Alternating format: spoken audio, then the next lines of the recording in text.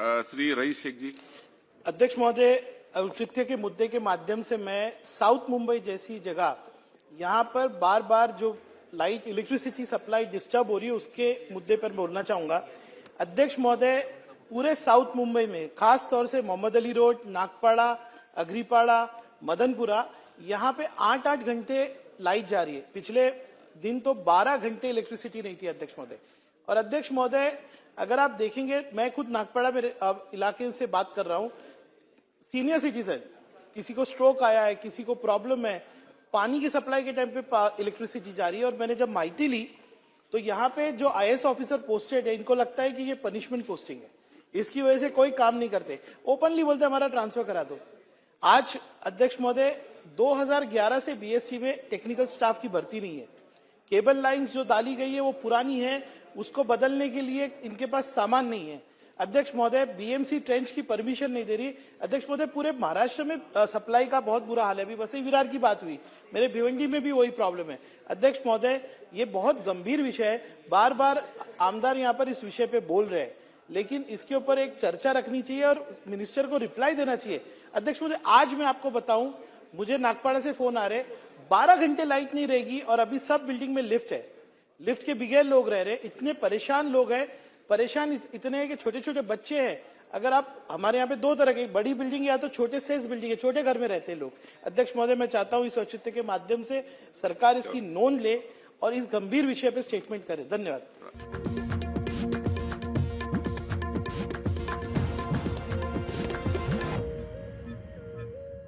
हमारी जो सरकार है वो कहती है कि सबका साथ सबका विकास, तो इस सरकार को जगाने का काम हम कर रहे हैं।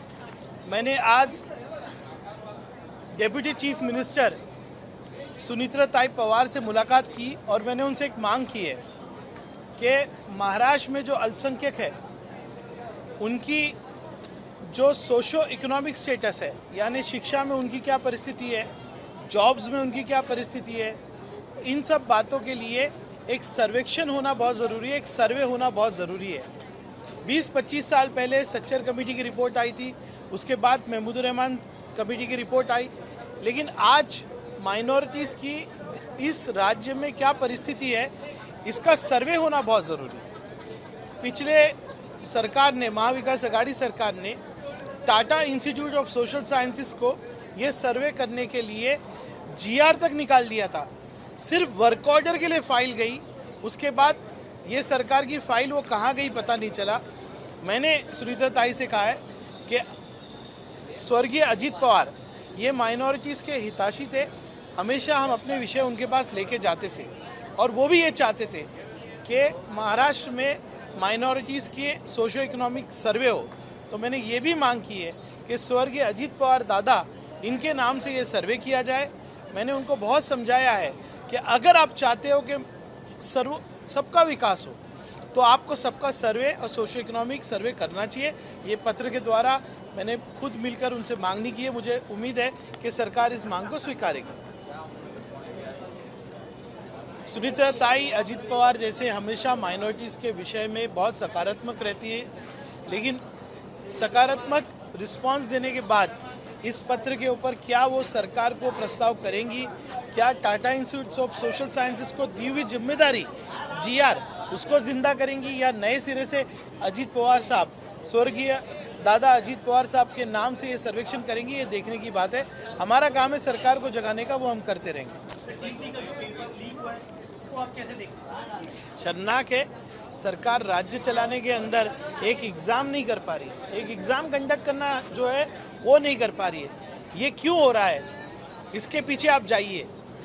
ये इसलिए हो रहा है कि आप जब ये एग्ज़ाम कंडक्ट करने वाली जो बॉडी है उस पर लोगों को नियुक्त करने के वक्त उनकी क्वालिफिकेशन नहीं देख रहे हो, एक बात देख रहे हो कि उनकी विचारधारा क्या है। इसलिए आप देखो इंस्टीट्यूशन आफ्टर इंस्टीट्यूशन कोलैप्स हो रहा है। हर जगह पे आप देख रहे हैं, मंदिर का चंदा चोरी करने से लेके तो एग्ज़ाम के बच्चों के भविष्य को चोरी करने का काम ये सरकार कर रही है।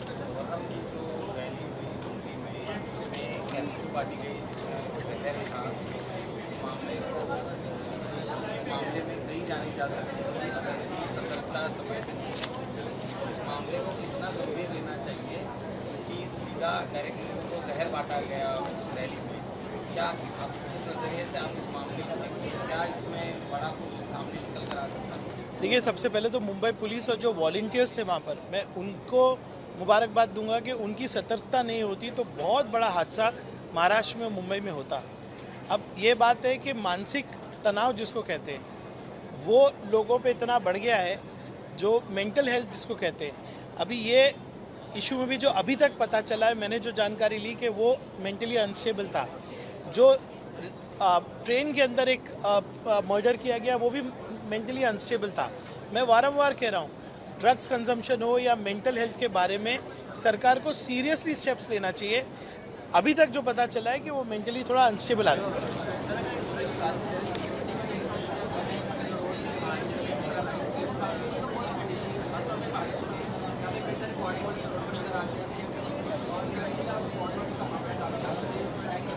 कल मैं मुंबई से भिवंडी जा रहा था।